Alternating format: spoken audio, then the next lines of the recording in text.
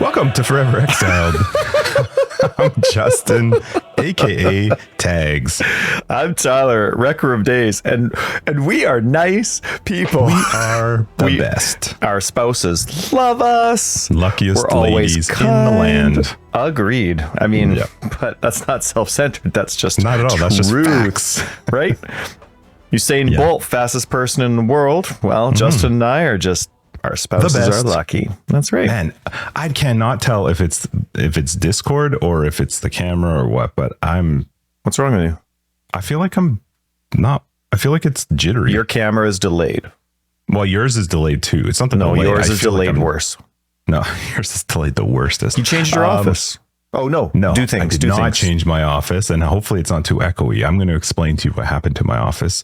Anyone who watched last week in the video one, my background is a very, very different.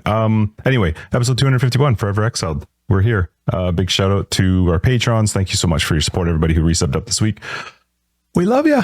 Patreon gets you access to After Dark. If you didn't know, it's our podcast after the podcast where we just talk about more stuff. So thanks for the support. It's amazing. It is. So this is episode 251. Normally we would have BK every one episode, but BK's got some stuff to deal with. I'm not going to get into any details because I have no idea how much BK's shared with other people and with their community. So maybe for After Dark, we'll see. Maybe BK will be around for After Dark, but take care, and we will be back soon with BK in another episode. How was your week, Ty? I had a good week, man. I had a good week. You know, I told you the kids are in swimming lessons. Yes. So with where we live, ever since COVID, for whatever reason, signing the kids up for swimming lessons is like... Oh, it's the hardest thing in the world.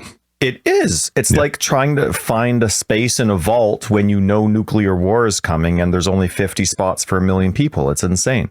Yeah. So anyway, somehow I was able to get in at the proper time, and there was availability for...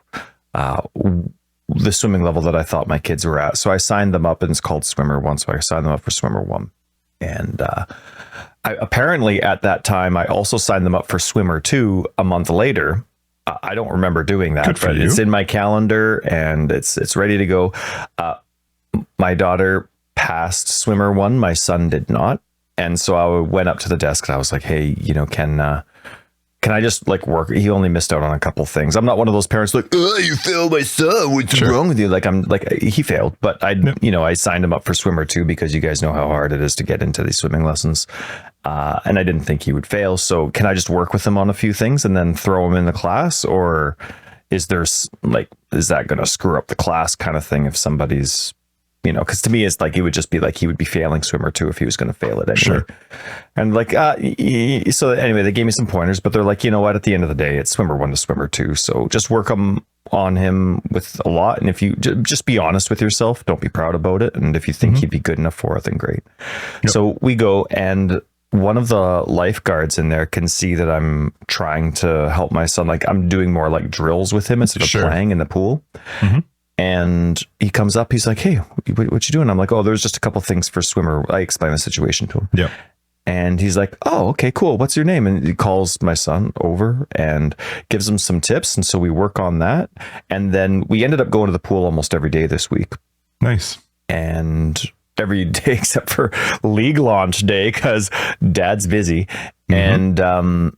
And anyway, the guy gave us like some tips, and he even sent us he gave us some stuff that normally you're not allowed to play with. And he sent us in like the lap lane area where it's like, you know, all the diehards or the seniors are going. Yeah. And so there's my son as well, and gave him some drills to do. And then by the end, he's like, hey, make sure you bring your report card tomorrow. So we brought a report card, and he actually changed it. And he signed it off with the proper initials and all that.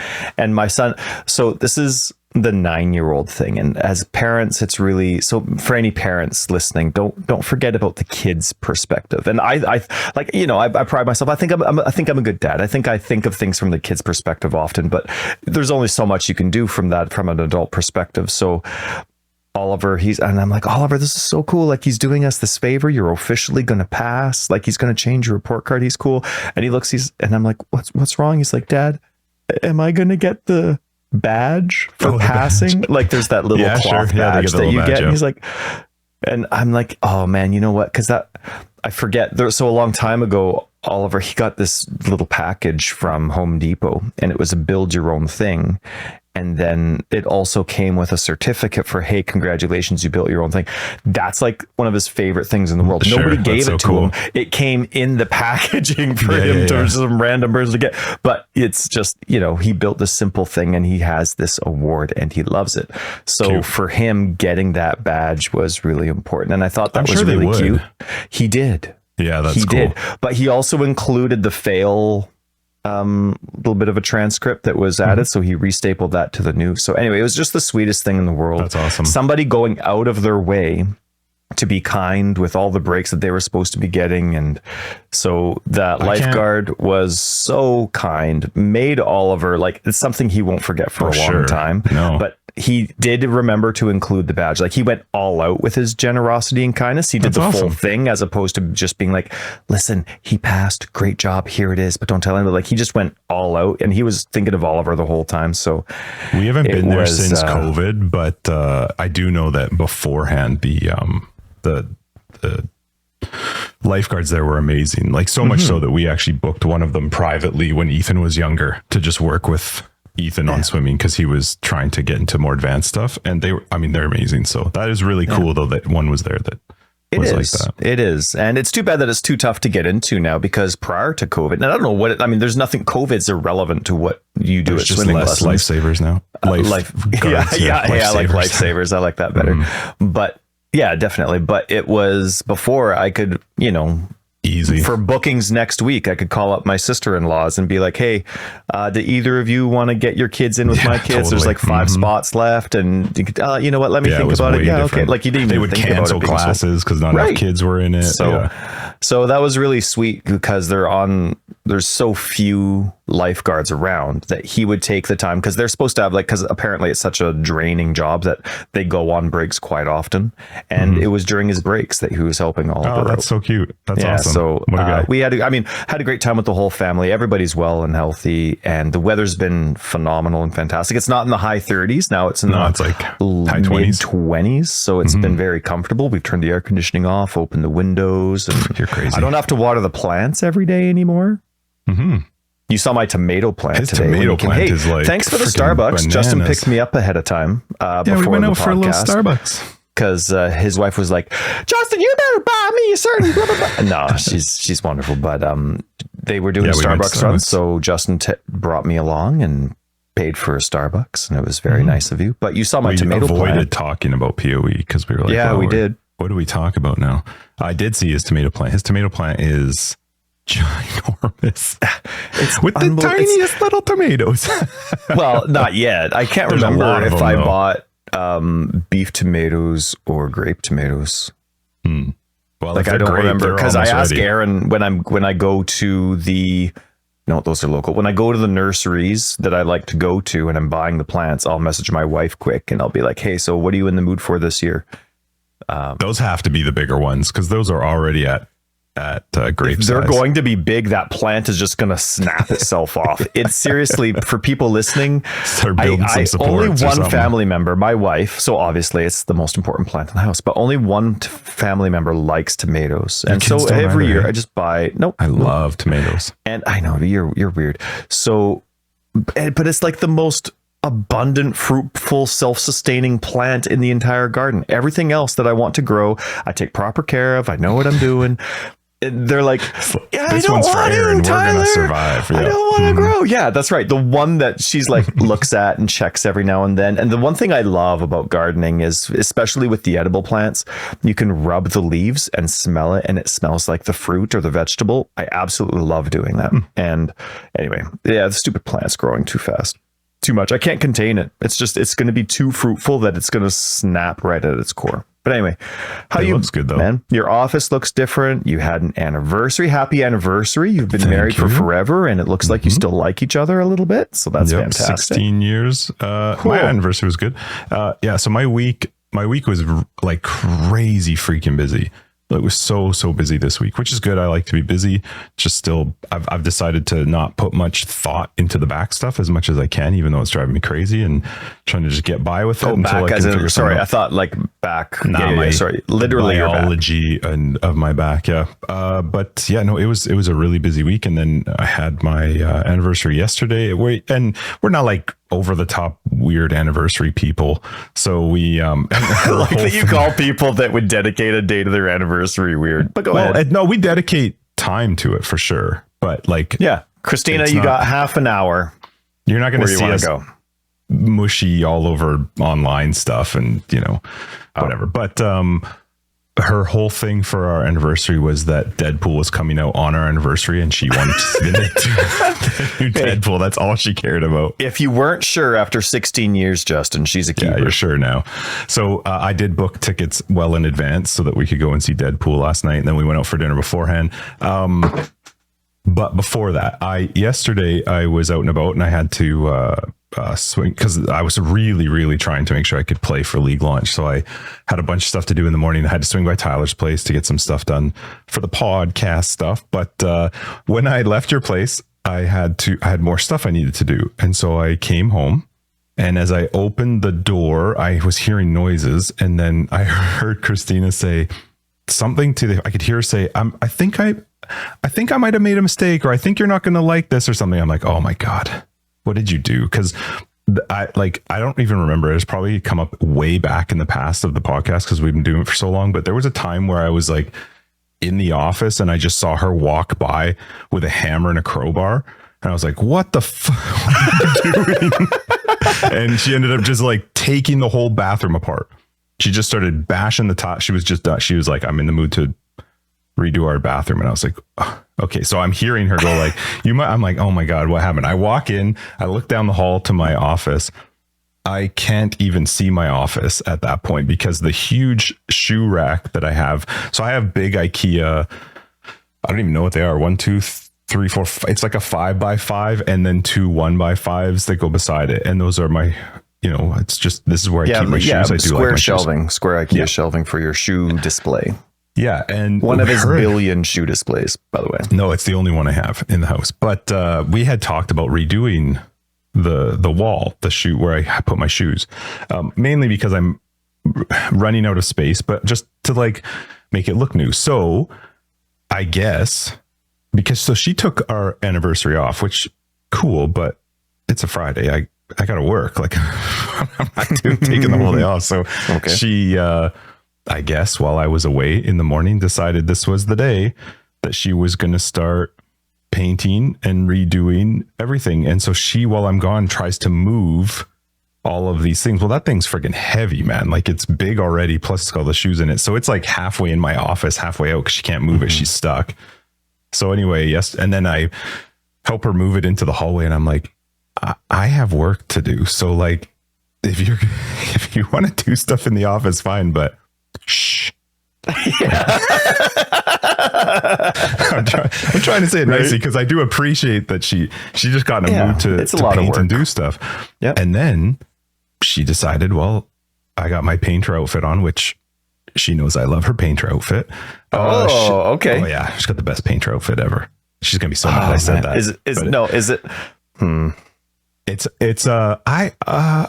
I just have questions, Justin. A long time ago that I loved, and she looked very good in, and she's like, I can't wear these out. I'm like, yeah, you can, but she won't. But I like whatever. I like what I like, and Justin, I think you and I like the same things. Yeah, I can get myself in trouble here. But anyway, she decided, this is great. You keep it going. Just pretend they don't listen to this anymore. That's right. Mom, don't listen. So yeah, Mom, turn it off.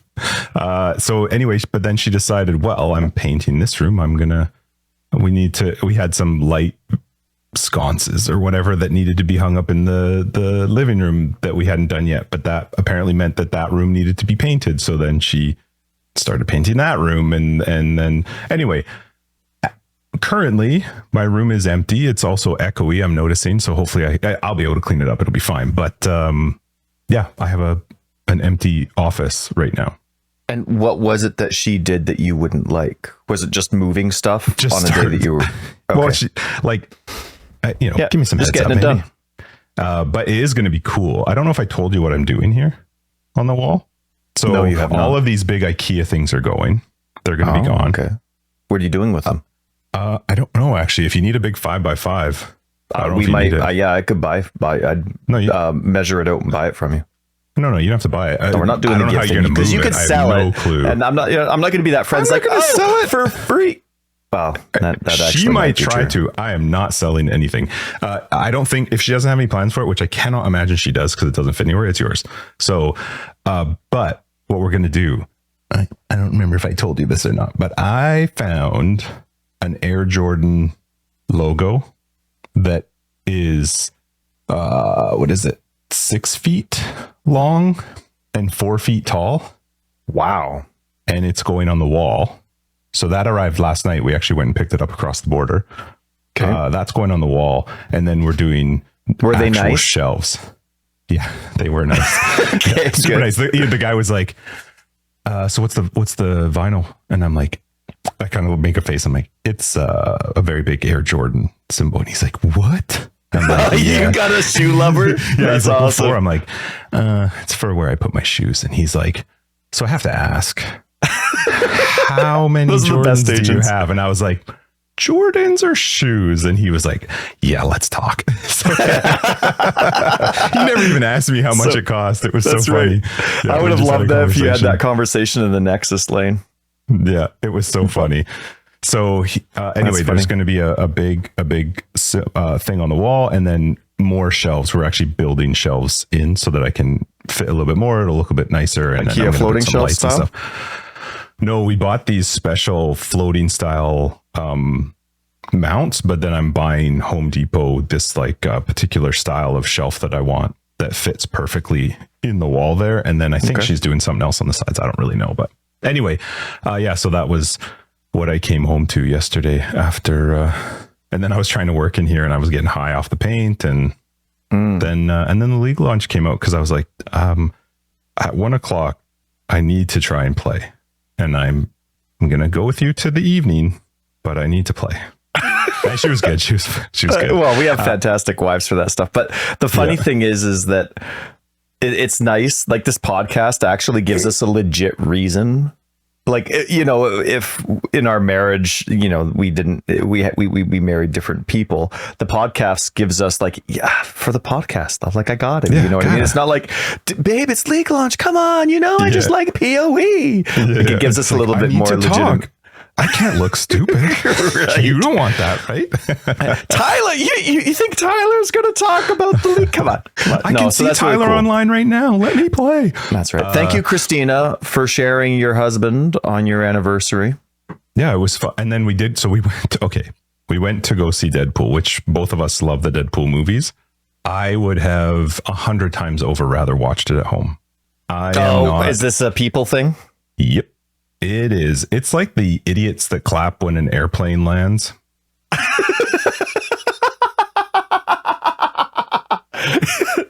You know what I mean? It's like it's supposed to.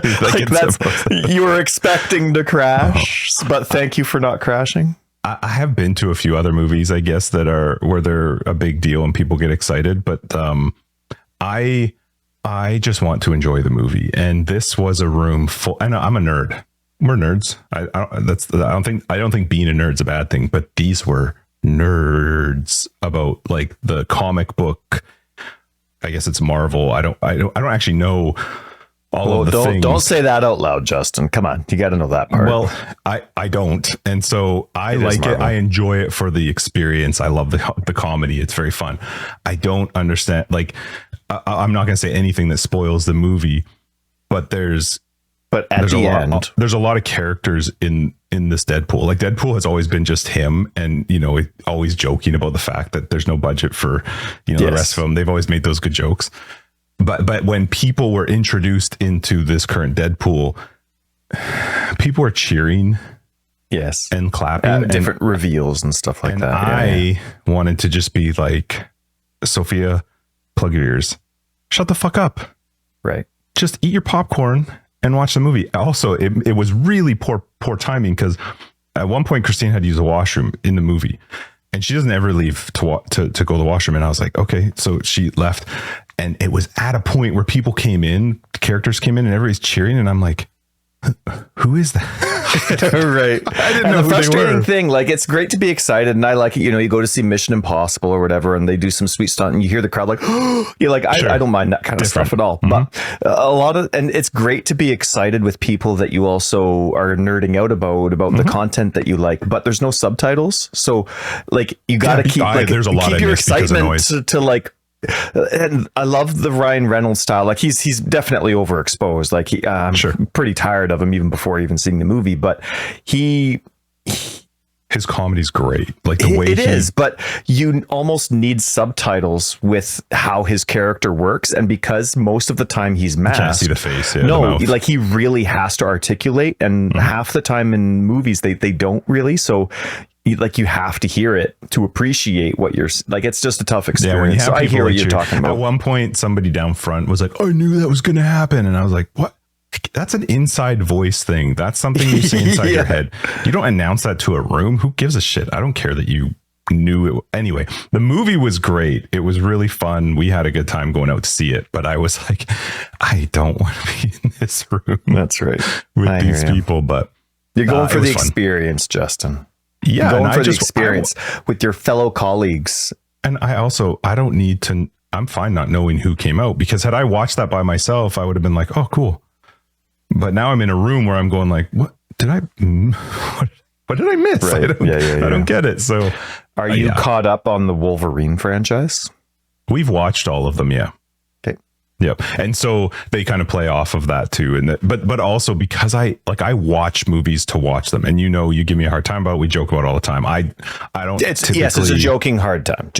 I don't typically retain a lot of it or even overthink much of it. So I find even the Marvel stuff in general, like the Loki stuff and the what's the group called that Loki works with. That's like the time continuum people. Yep. I find that stuff confusing. I feel like when you have stories like that, you can literally do whatever you want because you can just make shit up. There's no real, that's how I feel. And so there's parts in movies where I'm just like, okay, cool. Like I'm not going to understand the lore behind it or the whatever, but I go for the funniness and the intro is always good with Deadpool. This one does not, when they do the credit parts at the beginning, so freaking funny, like just amazing. Yeah, and it's just because it's gotten so big. The music is so good. It's a Disney Plus movie for me. Did you like Moon Knight? I loved Moon Knight. I did like Moon Knight. Yep. That wasn't over the top for like your expectations, and then no, because I didn't have any mentally twists. Right? Yeah. Yeah. I know what you mean. No, that one was actually a little bit easier to follow. I think because when movies come out, so like a Deadpool, for example, they're pulling from all these other stories too. And because I don't really remember them or retain them or whatever, I don't know that something's happened or whatever, but it was very fun. Was an origin story, so there's nothing to pull from yet. Right. You're learning from the beginning. Whereas this Deadpool in particular definitely pulls from a lot of stuff. And so I don't really know all of it, but all right. Yeah, it was fun.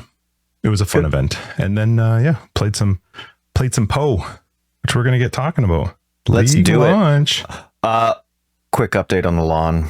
It's too hot to grow. Only the backyard's growing. I noticed the front needs a little bit of a mow. It does. It's been 2 weeks, but that's what 2 weeks is. Normally I need to cut it like twice a week. Yeah. So that's 2 weeks. It's not like worth, it's all long. You've just got like, no, it's just, those crazy pieces that just are ugly.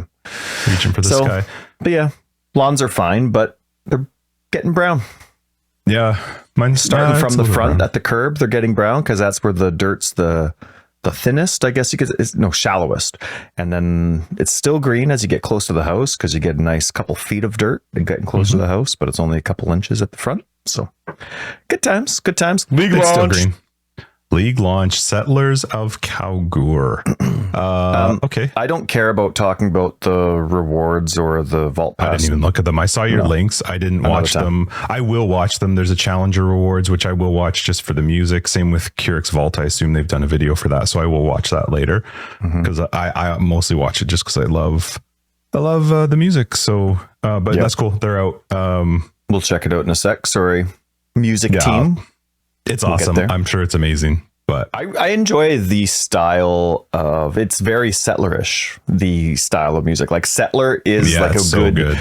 Yeah, it's a good description for what the music sounds like. It definitely suits it. And totally suits it. Fits so well. So it's nice to go through the trailer, but even like just the theme when you go into town is really nice. Unfortunately, let's get into your stuff with the filter. Can we do that first? Because I have very positive things to say about. Me too. Like I love this league. So let's get the filter stuff out. Yeah, let's end on a positive note.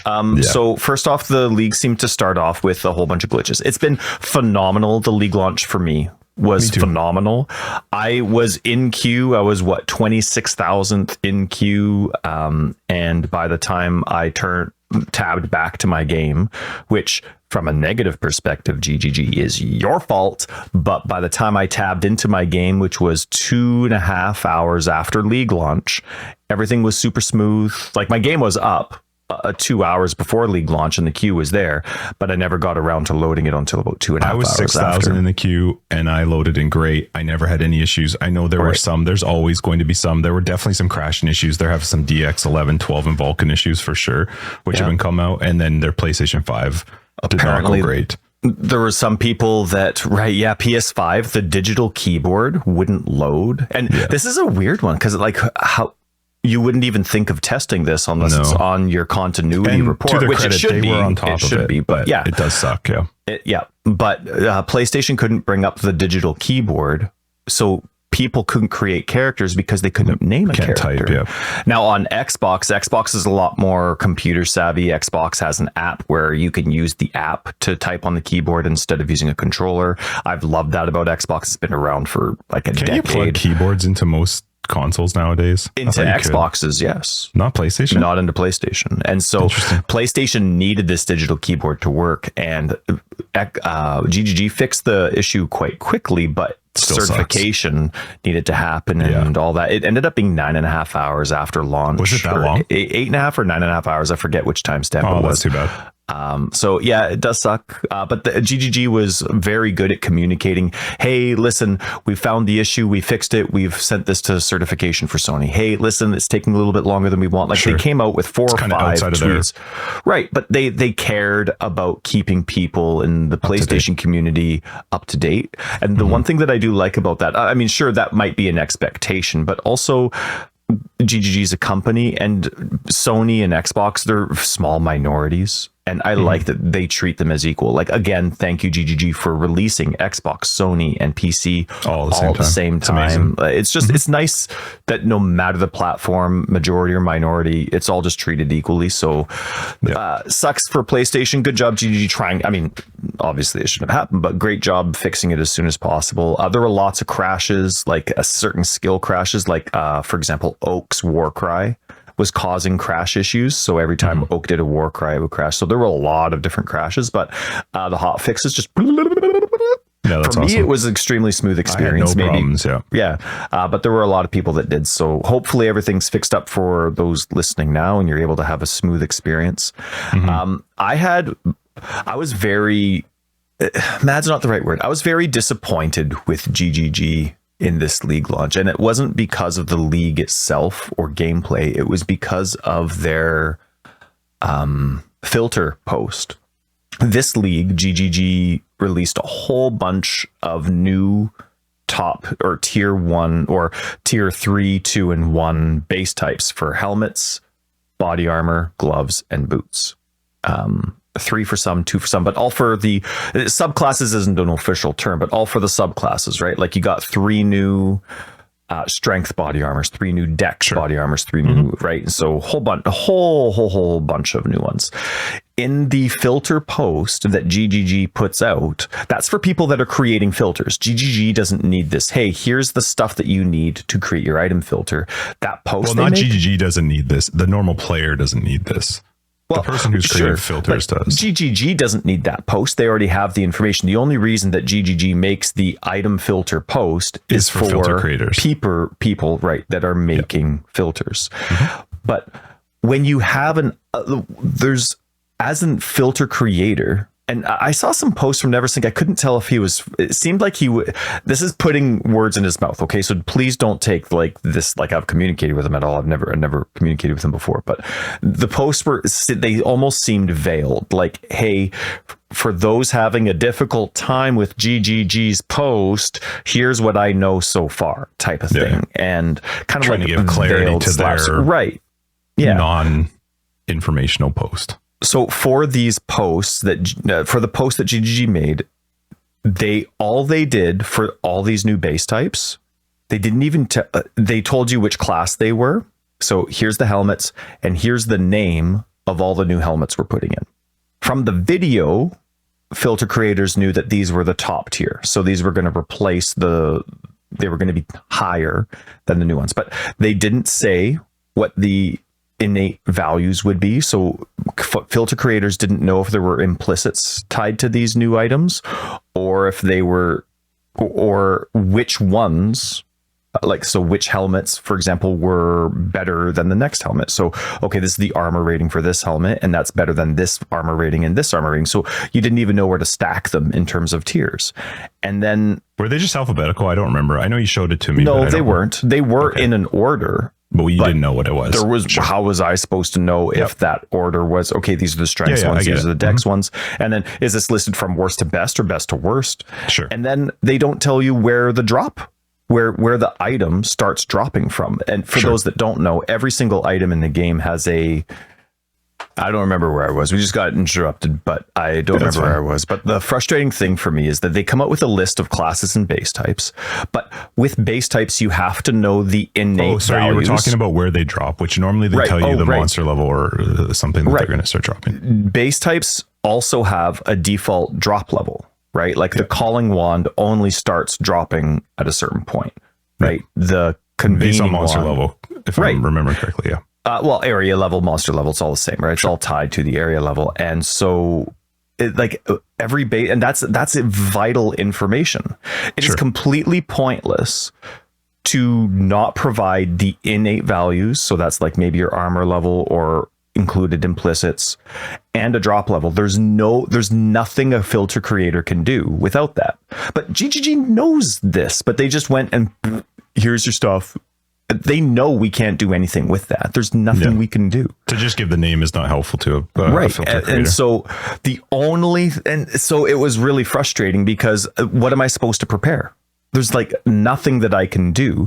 And then I have to wait for my third party sources. When they come out and make a filter post, I have to wait for third party sources to give me what I need. Third party now? Because they own it, don't they? Yes, because for some reason it doesn't auto update after the realm changed over. So they close things down at 10 a.m. our time, and then the website comes back up, and that's when the information changes over, right? Okay. That's when I can apply my filters with the new information and it doesn't have any errors. Sure. So I was refreshing the wiki. It doesn't auto populate. The wiki doesn't pull information. Right. POEDB auto pulls information. Yeah, it is a little weird that the wiki doesn't. Yeah. So to me, even though GGG pays for it, it's still third party because it doesn't, people have to manually input. And great job. I saw that there was some stuff, the people doing the wiki, awesome job. Sure. Manually doing stuff 100%. Slowly and doing it. Yeah, just awesome job. And thank you so much for doing it. Eventually, I think about an hour after the realm switched over, which was maybe an hour and a half before League launch started, POEDB I noticed updated with the new life values and with the new base types. I'm like, awesome. But now it's an hour and a half before League launch. And now I have 5 hours of work to do to apply these new base types, show them when they're going to work, move my old top tier stuff to a different location. Sure, everybody filters differently, but like this is information GGG had ahead of time. And there was no reason to exclude it from the post. And the original post, it was completely pointless to put half the information in when it's only valuable as a complete package. It was such a careless and apathetic post that it really disappointed me. And because I make filters, like I mean, a lot of these people probably don't play anymore, right? When people choose to stop playing Path of Exile, they're not going to intentionally go in and start unfollowing my filters. But, you know, statistically, I have tens of thousands of people that follow my filters. I don't know how legit that number is anymore. So obviously I want to make, like, the filter experience is what makes or breaks the game. So I'm going to prioritize that. And so I'm going through and I'm doing this and I'm doing this. League launch for us was at 1 p.m. I didn't even tab out. I didn't finish my filters until 3:15, 2 hours and 15 minutes after. And I started working over an hour beforehand. Like, filter creators are players too. And GGG had the opportunity to save me all this time by spending an extra 5 minutes making the post. It was such a disappointing experience for me. I've loved the league launch so far, and we can get into it, but I'm very disappointed in the apathy that goes into the item filter launch posts. It's really sad. My feeling towards it is a little bit two-sided, because I am a little confused as to how, you know, how am I able to just go on Filter Blade before the league launches? You know, like, as I was getting into my character, I could go into Filter Blade, select my options, and I was done. So maybe he's changing stuff as that's happening. I have no idea. Well, that would have been post 10 a.m., right? Or was that pre 10 a.m.? No, it was definitely post. So that's, I can see that. He's got the same information. But again, you're still talking about a lot of information, but whether or not maybe he had access to it before. And my feeling is it's hard for me, because I look at it and go, I don't understand why you would want to make your own filter. With how difficult and how much work they make it when Filter Blade exists, it's really hard for me to understand why would anybody want to bother. But I do understand that some people do. And I think what GGG has to do is either go, we are committed to Filter Blade. Filter Blade is the thing. And then just be that and be that. But if you're going to give people the ability to create your own filter, to edit your own filter, to do the own code, you're going to provide the filter information, you have to actually give them the information. I mean, or just take it away entirely and say, we suck at this. It's not working. We're partnering with NeverSync, and Filter Blade is our thing now.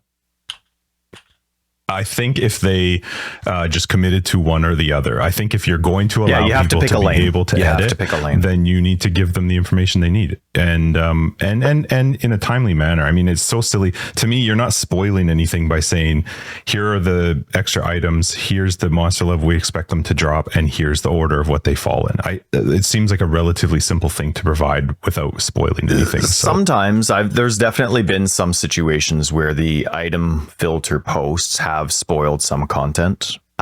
It's how it goes, right? Like, if you're going to have like something about Calandra in there, something. Well, you know, it's going to spoil something. So I do get it. This one, I don't think it would have or did. But it was, I agree.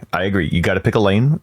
You're either only give your information to NeverSync because he's the official one, or, and I mean, maybe they've had those discussions, maybe it didn't work out, I don't know. But if you are providing filter information ahead of time, do it well. Well, it's more to me, it's more so if you're providing me the ability to edit my filter in your system, right? When Tyler edits a filter, he's editing his filter within the PoE ecosystem.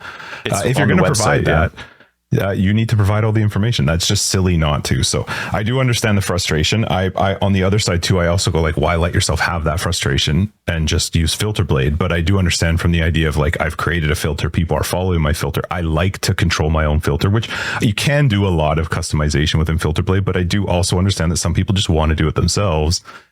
If PoE is going to provide the ability for you to do that, then it's on PoE's responsibility to give you the information to be able to do it. And it's not really fair to have to do it once the game launches, because people want to play. I'm excited for League launch, right? Yeah. Like, and also, but you knew already that go ahead. Sorry. I also think too, what you do for somebody who is creating the filter, like I noticed it with yourself too, because I was playing and I had your stream up in the background. I was having a great time. You were. You're affecting though that person's mentality now going into the league. Because I was actually worried. I was thinking, man, Ty's going to come into this league now already pissed off because he's just spent the last 2 hours fixing something that he probably shouldn't have had to. It would have been a relatively easy thing for them to have provided ahead of time for him to have done. So, I am on, there's two sides to this to me, but I feel like if they are going to provide the ability to do it, then you need to provide it properly. Yep. And we'll get into league launch right away. There's a lot of people, fans of the podcast, that give me a hard time for wanting to make my own filter in a playful way, just like I always give Justin a playful. Well, I do all the time, but I also understand why you want to. Right. So it's me just being a turd sometimes. A way to explain it would be like, yes, I could bring my car to the mechanic shop, but I'm one of those people that likes to have my car put on some little stilts in the driveway, and I like to work on it myself. Mm-hmm. Think of it like that. Like it's like a car buff that wants to do it themselves. Yes. I think for me, the biggest struggle is that you are not using a third party to edit your filter. You are using their system to edit the filter. And if they are going to provide the ability for you to edit the filter, they need to provide you the information to edit said filter, or just go like this. I mean, it hasn't worked forever. So like they literally could have killed this a long time ago. I know they can't now, but I feel like just make a decision. And maybe it was just an oversight on their part with regards to the filter posts. There's a lot going on. I'm not trying to. I don't think it is, because they've been very vague in many previous item filter posts. It's kind of like one of those things where it's like the help system was introduced, but then not followed through with. And then you have, something like the difficulty changes to the axe coming through and then not getting finished. It's just kind of like that same almost kind of like mentality. There's too much of a to-do list and not enough people to keep up with it. And then they keep adding to the to-do list. We've definitely noticed that in some of our own things too, is just they always have something going on, which is great. You want them to keep going and be busy, but you can't forget about the stuff that's pre-existing. So very true. And now, again, this is all revolving around the filter thing. We can leave it, but it was a very frustrating and disappointing day for me, because it's league launch day for me. And I had the opportunity 2 days earlier to be completely prepared for it, but GGG didn't let that happen. And so again, with those like minor criticisms, and some of them are old, like talking about the mentality of where this maybe comes from. Ever since since Mark's taken over PoE 1, the game has been phenomenal. And it was in a great state before, of course, with the suggestions that everybody has. Oh, if this was happening, it'd be better. But boom, boom, boom, boom, boom. It's just progressively in a better and better state. I think a general consensus would be that people would typically agree that Path of Exile 1 is in its best state. And for the last maybe 4 leagues, it's been in its best state, and then the next league it's its best state, and it just keeps getting better and better. So it definitely hasn't had any. Sure, you might not have liked the league itself, but the core game, is in a good spot. The game has maintained and kept improving in a great place. And so the game itself, I have had. So once I actually got down to play, I've had a phenomenal league launch. How about you? You talk for a bit, because I was a Debbie Downer, but I have. No, I understand the frustration. I think I have almost. There's only one criticism that I have, but it's been an extremely positive experience. So you go ahead and you start. And so I have finished Act 5 or 6. I can't remember where I was able to get up to. So I killed Katava, and I love this league. I love the Settlers idea. I love King's March. It took me a little bit to get into it. I do still think it's a little bit more micromanagey, but it might change. It's so early, so it's really hard. I don't want to be critical of it in that sense, because I'm loving. I just, it's so fun. It's such a cool place. I love that I'm upgrading a town. The only thing that my only criticism with regards to the town side of it is when you upgrade a building or the town or your docks or whatever it is, the upgrade happens instantly. And if you're not watching, you don't actually see what the new thing was that was changed, because it changes. The visual changes something that I want to actually see. Like Age of Empires 3. Yeah, I want to see it. I want to see I don't need to see the construction. I don't need to be this long drawn out thing, but make it last like 5 or 10 seconds so I can actually experience this growth. Versus I was like, I upgraded the mine and I was like, oh, did I miss like what? And so I had to look. I was like, oh, there's a new box here. Like, oh, that's really cool. It looks great. But I was like, man, it'd be really cool. Also, the first time I sent out a supply, you're still in the supply screen. Get out of the supply screen as soon as you send a supply. You get to watch the ship with your character take off. Yeah. It was so cool. I followed the ship along the dock. I was like, this is so cool. That would be my only criticism, is I want to actually see what's happening. Also, the only other thing is I think the UI is a little tough. I can't always tell I know you can hit a button to bring up the map of everything, but I feel like on the screen I should be able to see how much gold do I have. A button to bring up everything? Yeah, there's a or town is that just map. Talking? No, there's a town map. Oh, yes. Which will bring up all of your resources, all of your workers, all of your But whatever. It's just a visual. You can't edit anything there, right? You can go into well, I only have 4 of the things open, but you can go into them and reassign workers without having to go all the way to the mines, for example. But you can't upgrade the mines. You have to go to the mines to upgrade it. But is assign that the workers, the same as talking to the guy behind the desk? No, talking to the guy behind the desk is how you manage the town. So yes, it brings up the same screen when you bring the town one, except that when you talk to the guy behind the desk, you can actually add and edit money, right? Like you can add money to the treasury. But it is the same screen. Yes, I think overall it's the same screen, which is cool. Like I just find that map part cool. I just feel like there have been a number of times where I'm like, I don't actually know how much gold I have, or I don't know how much orichalcum I have, right? I wish I could see that a little bit more at a glance, but yeah, it is frustrating to know how that works. Like gold shows up when you bring up your normal character screen, right? It's in between your inventory and your character. It looks weird. Your gold, not the treasury gold, but yes, gold. But it would be nice to maybe, I don't know what the button combo is. It used to be V can you just hit V at any time? Inside there, yeah, you can. Oh, but not while you're mapping? Not while you're mapping, no. So there is no button to bring it up while you're out, at least that I know of. But when you're in the actual King's March, whatever button you've assigned to the league button or whatever, for me it's not V, it's a different one, but that is the button that will bring up the whole overview of the town, which is really cool. I have found myself really enjoying the town, especially because I can choose how much time I want to commit to it, but I love that by going through and just playing the game. Like you actually cannot progress King's March without playing. You have to play. That's part of it. You do not collect and make the resources that you're going to require unless you play the game. So it is not meant to be a place you just exist in and you're there the whole time. It's a place you come back to every now and then, do some upgrades, get it going, and then you go back and do your own thing. One thing I think is a little silly is the treasury. I actually find the treasury kind of dumb. Like, why do I need to put the money into the treasury if you're just going to take the money out of my own thing? Like, it seems like an unnecessary. Because they added respec to gold. If gold was only anyway, though. But if gold was only for King's March, then that would make sense because that's the King's only thing March to do the respecing. I don't get it. Why can't I just hold the gold and the treasury comes out of my gold? Like the money that's going to pay the workers just comes out of my existing. It doesn't really make sense. You might not want to do. You might only want gold for respecing.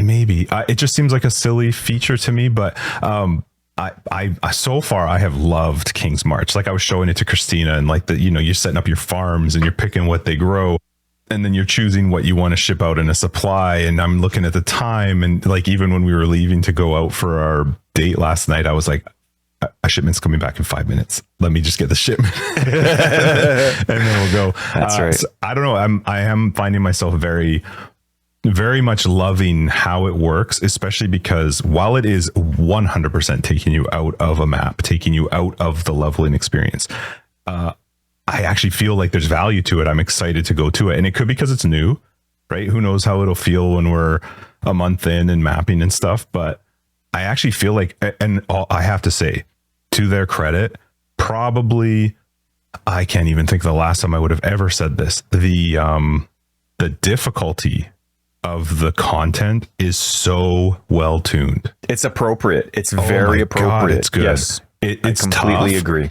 But it's not Betrayal when it first came out, or any of these other ones that were just like, I can't do it. I'm gonna have to wait till endgame to be able to do this stuff. I feel like they've done such a good job of tuning it. It's rewarding. When you find these different things, the drops seem to be pretty good. The health bars for the bosses are amazing. A little bit big. I mean, maybe they should give you the ability to scale it a little bit, or even add an opacity to it or something. But I love it.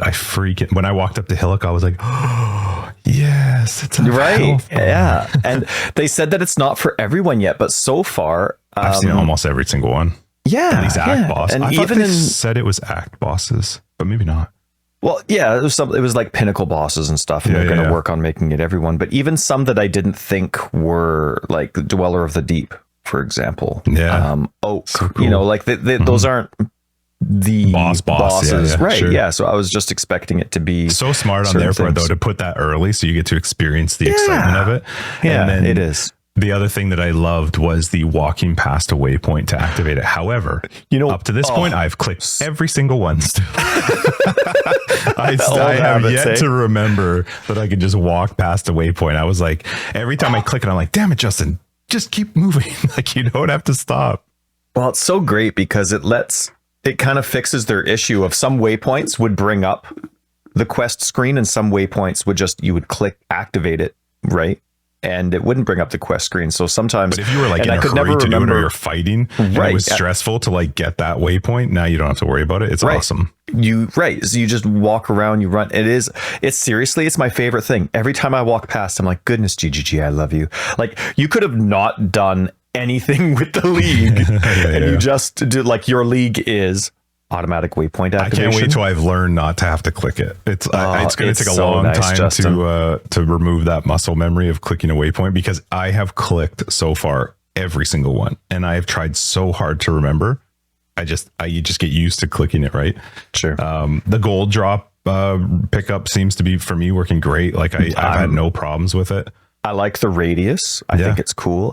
For a controller, there's a weird glitch where my A button, I'm on Xbox, A button can still highlight gold, which is odd. So like when I'm still, auto pickup only happens with movement. It doesn't happen when you're stationary. Yes. So the gold stays there. And I do like that, because then I get to see it before it auto picks up. And to me, that's kind of that nice in between the fear of there not being item weight with auto pickup and things happening too automatically. So I like that it's there until I move. It lets me peruse the land, and I like it. And sometimes I'll be like, oh man, there's way too much stuff dropping still. Shoot. But then I move and I'm like, oh, only like 3 things dropped. Oh, this is good. You know what I mean? Because it was all gold. So I do enjoy that balance of it, but it's awesome. Well, it is like just that radius of gold and the waypoints and where this could go. Like I think they've done it really well. So, and I think they're going to get a lot of praise and encouragement from this, and find that it really, yes, it's with gold, and that's the perfect resource to do it with. But maybe this is like a stepping stone to, okay, well, what else could they include? Right. Yeah, well, I did multiple times go like, how come I can pick up gold but not a scroll? Right. And we don't want to be those people like, hey, thanks, but now let's take it to, you want to be thankful for what you have. And GGG, I think they've done a phenomenal job with the original introduction to this. So Path of Exile 1 and Path of Exile 2 are going to be different, right? Portal scrolls are not going to exist in Path of Exile 2. That's just an innate skill that you have with a cooldown, or like a cast time, right? Like in D3, I don't know what it's like in D4. And then scrolls of wisdom are still going to be a thing in PoE 2, but there's an NPC that lets you do it auto ID stuff for a gold cost. So whatever direction PoE 1 goes in, to me, scrolls are the same kind of thing that you could eventually go to. People want them. But like, I don't want 5,000. I just need the 40. I just need 1 stack. So, in the future going forward, if they could come up with something like that, where it's like it auto picks up as long as you don't have 40, as long as you don't have 1 full stack in your inventory. Yeah. The only thing that's tough is when they have to balance so that you can buy stuff with scrolls of wisdom. But for me, they changed a vendor recipe this league though, where you can't buy, I think it was baubles. You can no longer buy baubles from vendor recipes. So that would be something where they could just modify the progress of vendoring. Like, you no longer can you use scrolls to buy with. Who knows? Yeah, you'd have to find something good though then, because a lot of the base starter ones are scrolls of wisdom. So unless you switch it to gold or something else. But for me, this league launch has just been so much fun. Like the base game's in a great spot. I love the game itself where it's at. And then this league has, for me, it's introduced the league into the gameplay in such a good way, because it's not overtuned. It's not undertuned at all.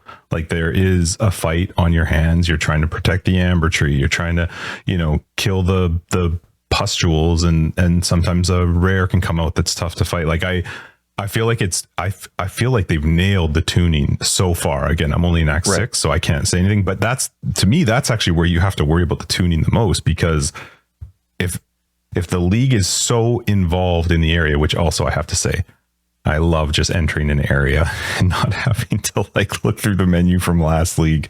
Like you just go straight into it. But if you're going to introduce the league mechanics somehow into the leveling experience, that's where your tuning needs to be very careful, because you could make it so that somebody does not want to interact with your mechanic. And the fact is, King's March and Settlers of Kalguur is, in my eyes, they've made it so that you want to invest in it as early as possible. The whole point is to start working your city up and your settlement up. So if you waited till maps, you certainly could, but you're just behind the ball by doing that. And I don't know, I get that there's people that rush, they want to get to the end game, and I am the same way, but this has introduced something that's been very fun through the leveling experience to take me away from maybe that just droll of like, ugh, I got to get through it, to be like, ooh, I'm going to grow some corn, or, like it just, for me, it's been very, very fun. Yeah. And I agree. It's been fun to go through. I don't know if it would be a valid criticism, because my one criticism to the league would be, it's not perfect. Perfect's never the appropriate word. It's not well explained for me. Like I got into a hiccup where I'm like, I don't know where I'm supposed to do. Now I'm used to, with all the experience that I have in Path of Exile. Well, yeah. And with Path of Exile, I'm not used to using the help section and have it be helpful. Yeah. You used to figuring it out. Describing what's working. And so I've like, okay, push down on the right analog stick to get the help, and I'll read it. And I'm like, oh, okay, that's actually quite helpful. And it helps me understand. And then I'm there, and then I'm there, and then I'm there. So it's actually been very helpful. And it's difficult for me to remember to use it because I'm so used to ignoring it. A lot of their other leagues, that hasn't been there to help you out, because it's been more, you go to something like Scourge. It's the NPC that tells you what to do, and then that's it. There was nothing else there. So it is nice that it's there, and they've done a good job with it. But there's been a couple progress points where the quest dialogue, like the quest markers that you have for the league content, and where the help sections are, there's still a couple gaps where it's like to get from one place to another. It was actually your son who popped on stream and it's like, oh, actually, no, you got to go to this NPC. One of the hiccups that I had was like, well, how do I progress this? How do I get workers? Like, do I have to add more money?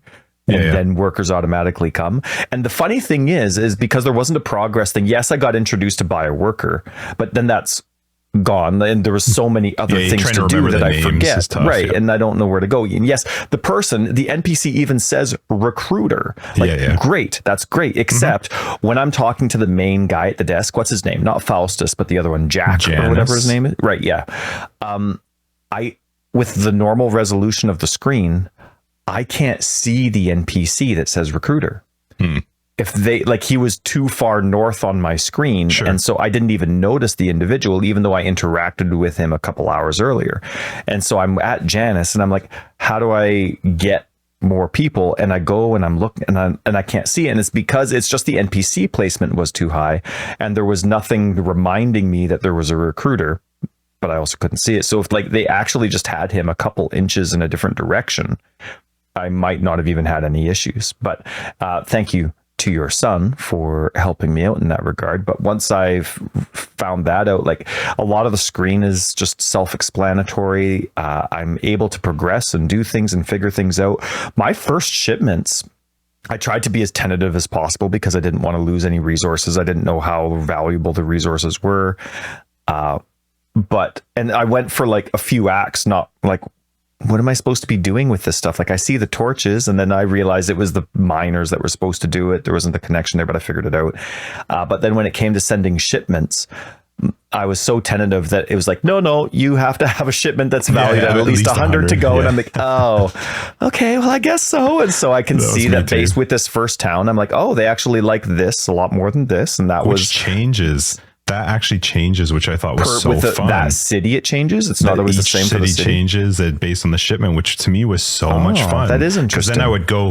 I think one of the problems with the fact that does change, because I think it's awesome, but they actually the choose port is kind of set as the third option. Like, hey, pick your workers, then pick your shipment, and then pick your port. Port to me is actually the most important, because which port you pick would determine what you want to ship, because they're going to give you plus 70. But yeah, they change. Like they're so I go in there and I look, I'm like, oh my God, they're giving 70% on this and 40% on this. Oh, okay. I got to try and figure out how do I want to, that for me is really fun. And even figuring out how do you upgrade something, and you're like, okay, I'm going to need orichalcum, but I've got the smelter turning it to bars. So I'm going to go and try and get some. And it took me a little bit to understand that you assign the worker to the type of ore you want.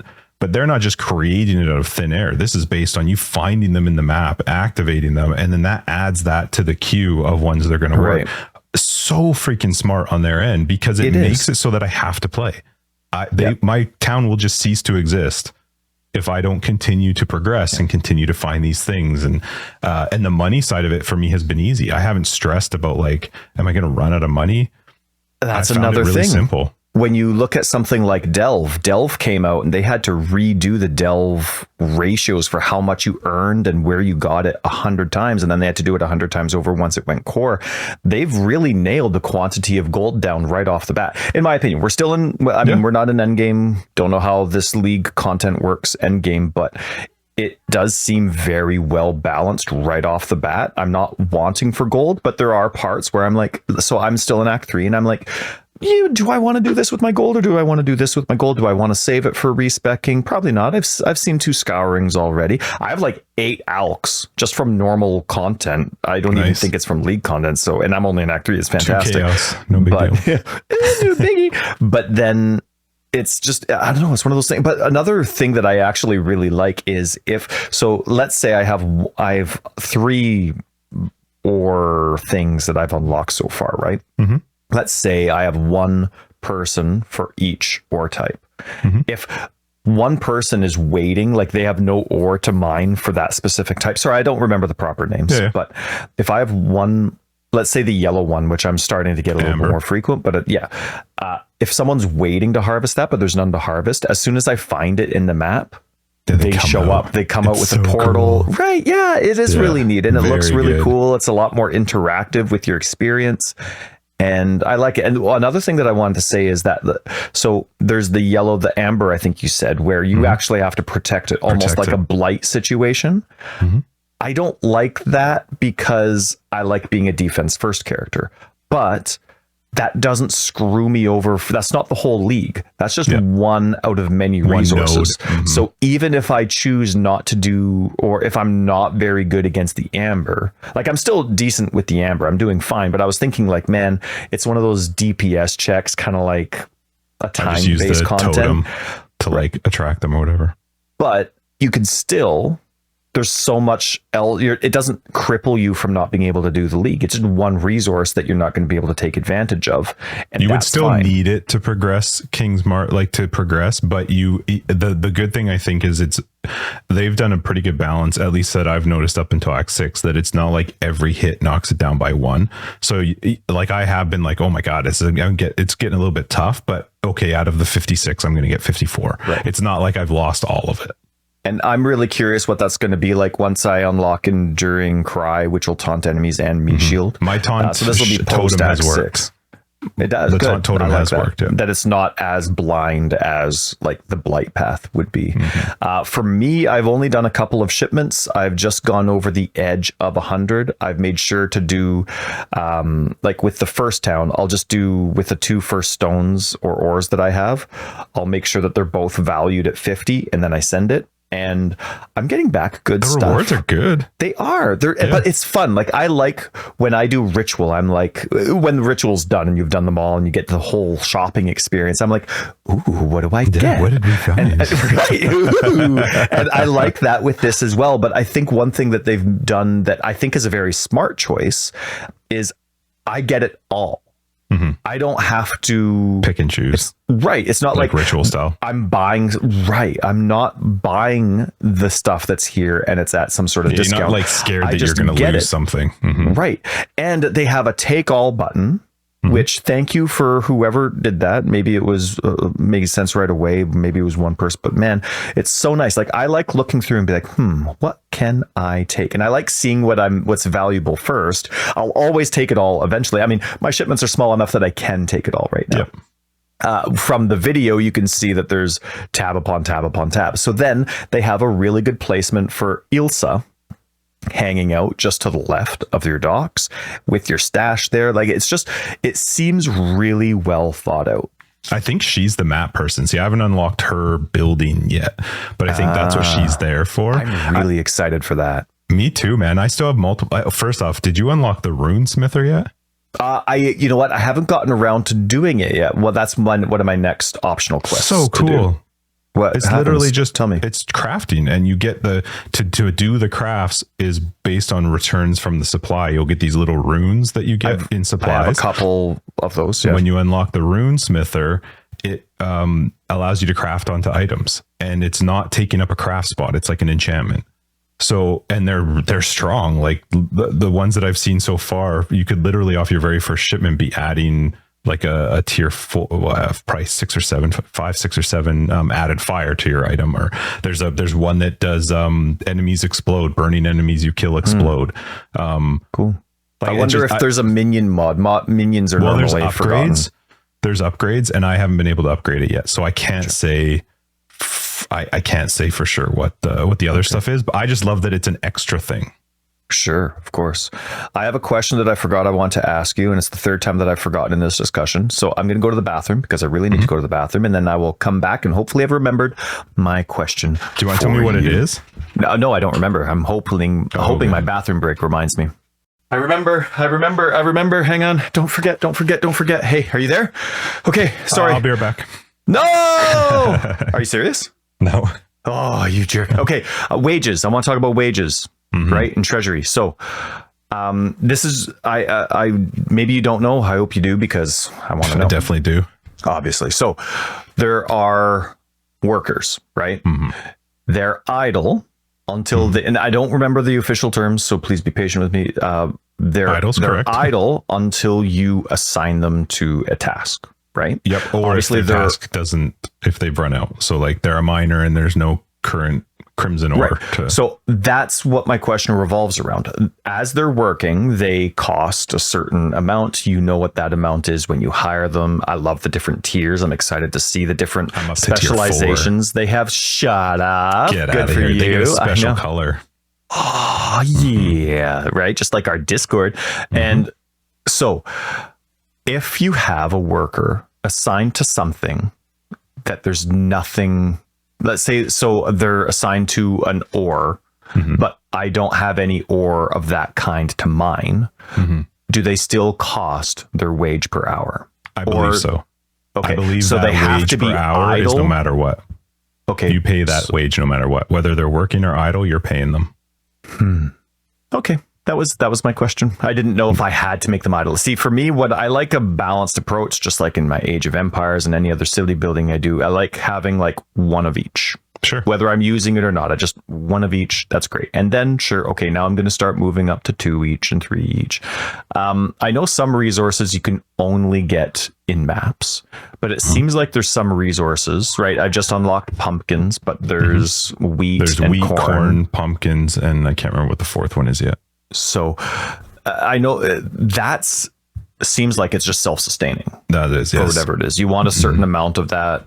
Maybe at some point it's easy to max out, but you want to self-sustain that. Is all that just for town improvements, or does some of that self-sustaining stuff also work for character improvements like smithing or no? Like is that trade? Is that a resource that's tradable through the ships? Yep, 100%. There's some cities that like I had one who was 100% for wheat, and I was like, ooh, sweet. So yeah, it is. See, that would be where I would go away from my pattern for the stuff that's self-sustainable that I can get a constant return for. I would easily upgrade that well before anything else. So they're used so far from what I've found, the ones that are the self-sustaining ones are used for upgrading the town, but also for shipping.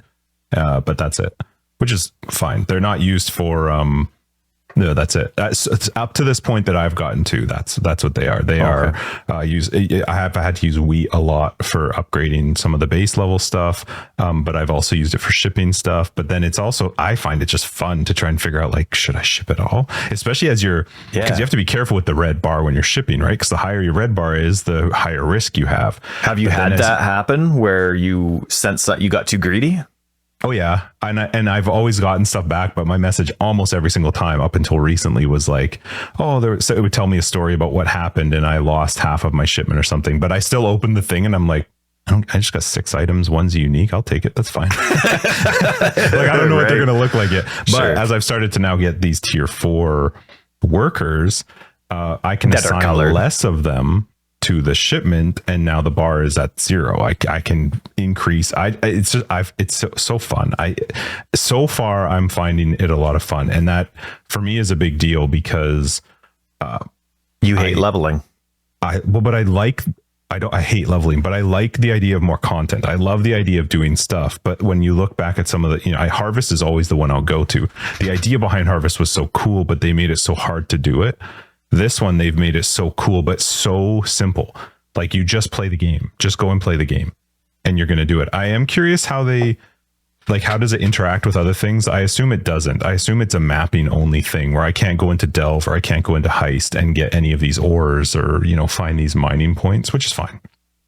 This is the kind of League content that I really like. Like, yes, I'm going to a separate area, but it's a perfect cohesion with my normal experience. Whereas I do other things where it seems like a lot, it seems to coincide better with the core experience. Whereas a lot of the other mechanics that take you out, they're not as cohesive. You know what I mean? They're just a separate area. Sure, they have the rewards and they might have their own resource or their own thing, but they're a lot less cohesive. I really like this so far. I'm only Act 3, but I'm only Act 6, and I'm already going like, please don't ever take this away. I love this area. I love the music. I love the concept. I just really, really like what it's doing.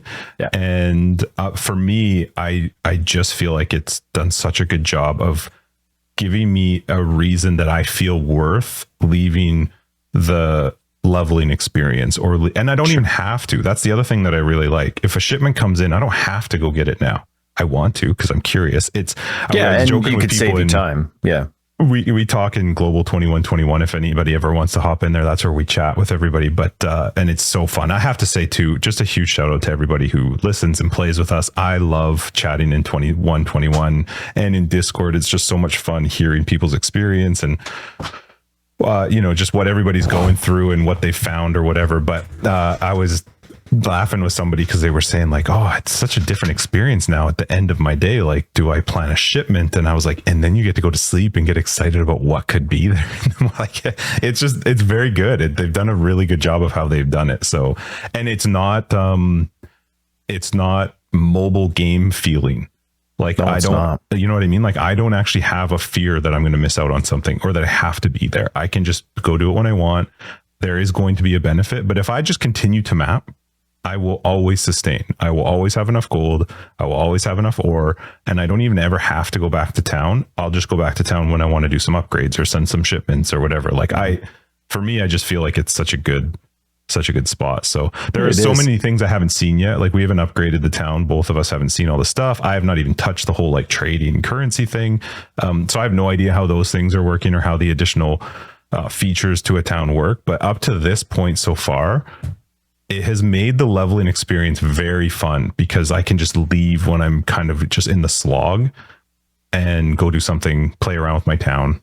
But what you're doing in the town is still beneficial for your character. Sure. So it's not like you're chilling out because you're doing hideout decorations. Right? You're doing something that's actually beneficial. This is the type of hideout decoration I like too. Right. Automatic. I click the button and like, oh, it got bigger. Right. One thing I was nervous about, and so far maybe it does expand, but I think everything, like, I don't think the town gets bigger. I think it just improves. Gets bigger. Right. Yes. If the town, from what we've experienced so far, doesn't get bigger, this is a nice size. It's I not agree. too like, I don't like running around from NPC to NPC. Like, I don't mind running to the area to upgrade it and then visually see it. I think that's fine, right? Like the menagerie, you know, check it out. Okay, that's neat. If and maybe this is what it's like, and I'm just not experienced enough with it. But if there's a one-stop shop to do all the micromanagement, like just one nice screen where I can do, then it's fantastic. And there's really not too much running around. Like, okay, I gotta go get my shipment. Okay, I gotta go upgrade my. I think you have to go to Tujin for the shipping. I don't mind that. No, I agree. Because it's not a huge walk. Yep. You know what I mean? And can you imagine? So I think they've done a very good job with that design as well. But can you imagine how annoying this league would be if you had to pick up gold? If gold wasn't right, if gold was manual, if you didn't, right? It would be awful. Awful. It'd be the worst league on the planet. All this amazing design, but if it wasn't for auto pickup, it'd be the worst league ever. I mean, that was a big part of Expedition that made Expedition so painful in the beginning, was there's just the sheer amount of pickup that you had to do. And so I think they've figured that out. I think they've understood that. And I can't imagine gold pickup was ever even a conversation. PoE 2 is auto pickup. PoE 1, I can't even imagine that was ever even a discussion that, like, should we? Because I feel like that person would have gotten punted right out of the building. So I feel like the range is good. I think one of my problems with the range on gold pickup is if you play a build that's maybe dot based or something that you're consistently moving forward, it can get a little bit frustrating because things are dying behind you. So you may have to go and pick it up. But I'm getting that experience right now. I've swapped quick. I'm doing the zombie build, but I love the Reaper, and so I just switched to the Reaper for the leveling experience. So the bleed kills stuff long after I'm gone. So I know I'm missing gold for myself too, but I'm fine with that. I mean, it's no different than if a unique dropped. I'd have to go back and pick it up. It's just that gold. There's a lot of gold that drops, but I still haven't found that I've been lacking on gold. And it's gotten to the point now where it's kind of fun because I actually have to start considering gold because some of the upgrades to the town are getting expensive. Like my next one for, I can't remember what item, I think it's the farm, is 4,000 gold. So I have to plan out, like, when do I want to do that? I got to make sure I still have the funds to. I don't know what happens if you run out of money. I assume they just all idle and just don't do anything. I can't imagine you lose workers. I don't know. I would hope not. That would really suck if you actually lost workers. I can't imagine that that's what happens. But so far for me, this league has been just so much fun. And melee feels so good. So freaking good. I didn't go the slam route. I decided, I think Sid told me to check out playing lightning strike, so I'm going to go the lightning strike route as a slayer, but I was really tempted to go slams, so I might for our private league play something slammy because I am really craving like a ground slam or something just like big. But lightning strike's been really fun, and the whole weapon, you know, quality, working on weapons, just melee in general has felt good. I have not felt lacking in damage at all going through the campaign so far. So awesome. That's really good. I've heard similar comments on 2121 and in the general chat and Discord about how melee does feel good. You don't have to find an upgrade every single new area level that you get into. Your weapons can last you quite a while.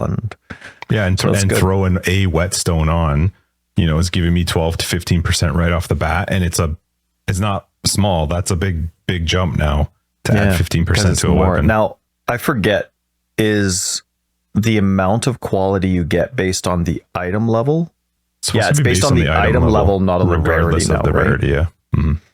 I never ever saw one whetstone jump anything up to 20%. I thought that I had heard early on that was supposed to be a thing, but even the earliest whetstone I put on, I think got me to 17%, which really, I don't care. 17% off of one whetstone as I'm leveling up makes that weapon last at least me 4 or 5 more areas at least before I have to. In fact, I ran with a two-handed axe that I found after killing Hillock from whatever the vendor is there. I want to say that lasted me until the end of the act, at least close to the end of the act. I didn't even replace it. I didn't need to.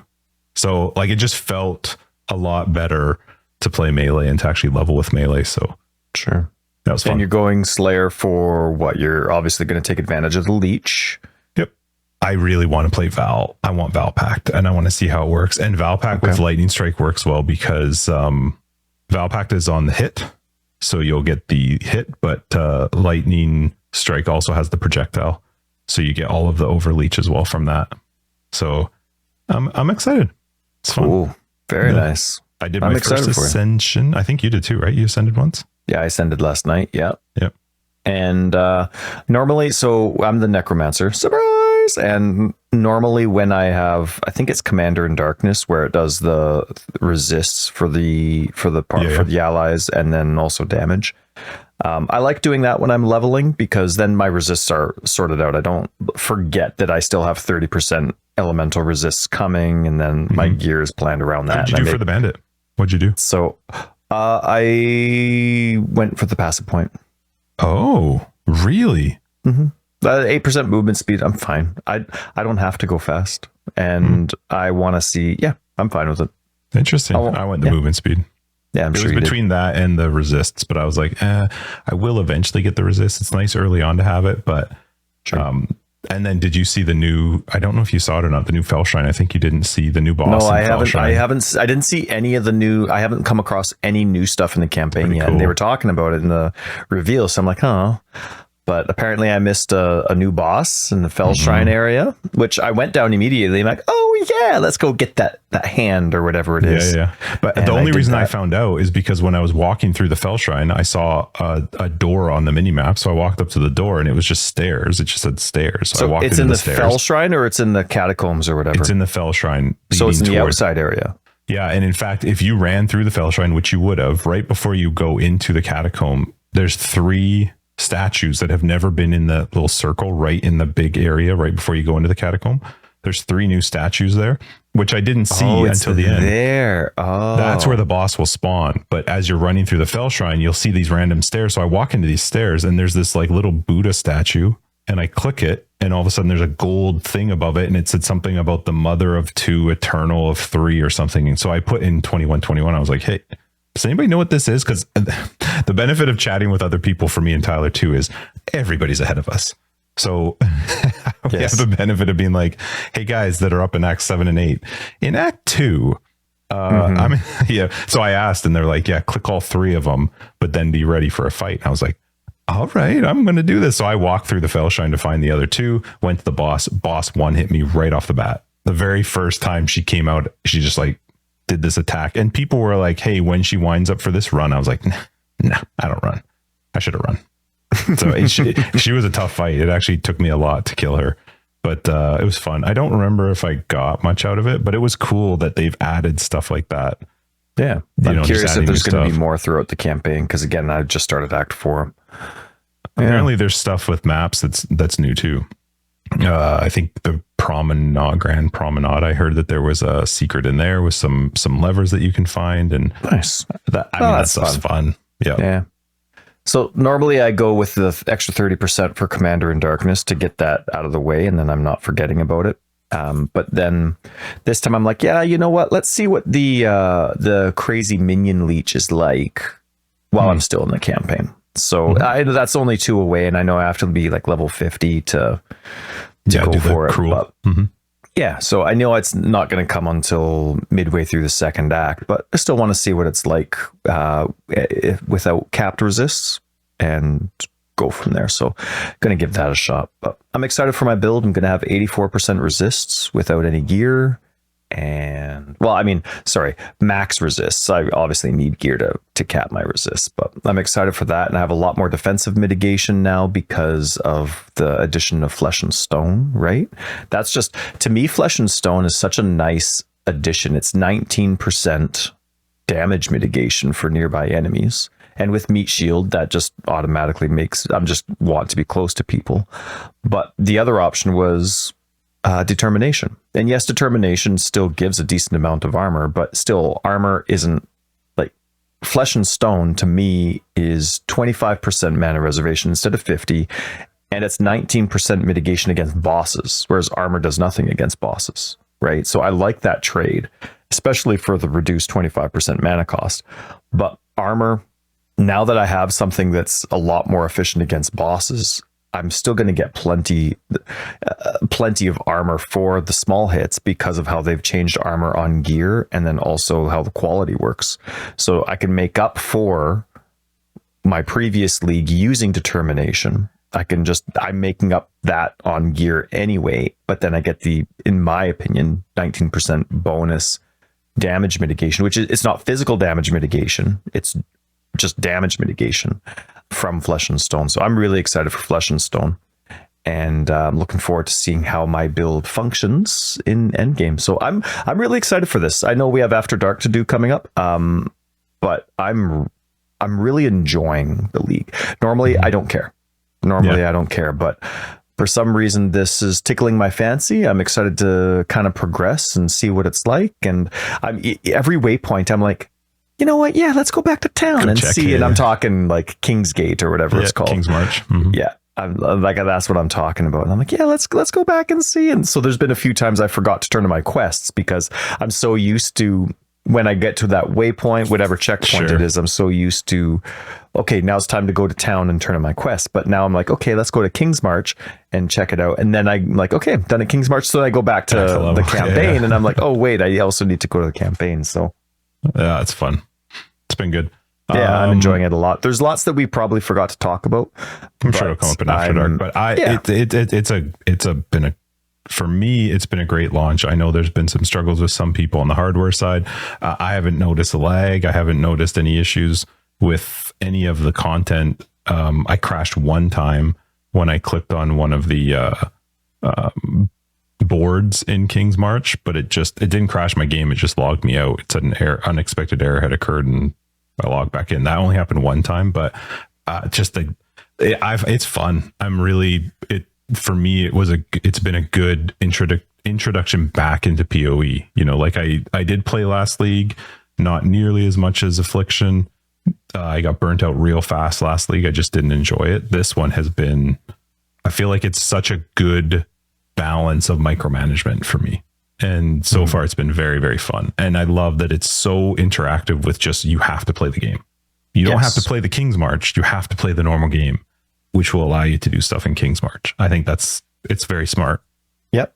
And from a business side of things, it's very different than the corpse crafting from last league. So totally. There's, even if you played so let's say, what was the league before corpse crafting? You said Affliction, was that it? Was Affliction the one, right? I think Affliction was the one before. For 3.23, I remember people got so much loot that they had so much retention and it lasted. So whether Necropolis would have been successful if they didn't have a league that people burned out of, like played so long before, who knows? But for just from a business side, for them to have a completely different experience for their league content, no matter how much you played 3.24, you have a much better opportunity as a company to keep people and retain people for this league because of how different it is. And I really, I think it's good. I think they've done a phenomenal job. It actually bodes very, very, very well to this idea of them maintaining two games, which I have been pretty critical about, the idea that I don't think it can happen. But if you look at the scope of this league and the size of the team that works on it, that actually bodes pretty well for them to being able to maintain two, because this is not a small league.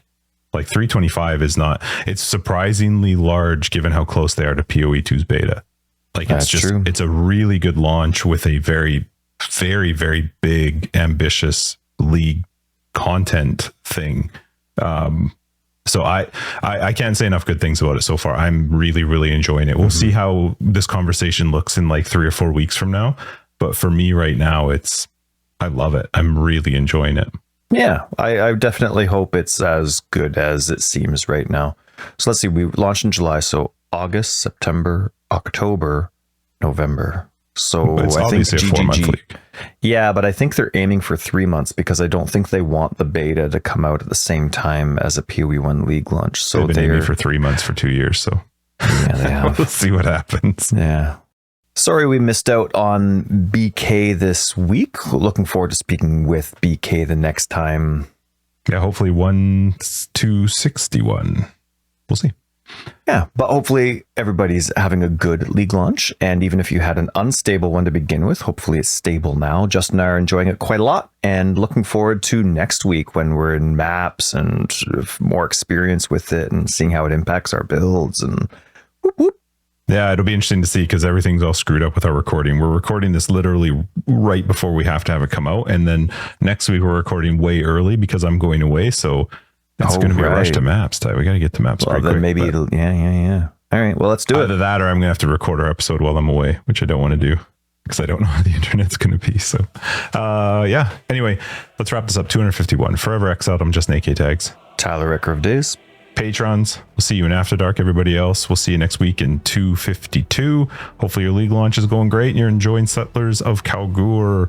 If you're looking for more information, find out below. Get a website, foreverexiled.com. We're on Twitter, foreverexiled82. We have a very fun Discord. You should pop in there and say hi, and welcome to all the new people who have joined recently.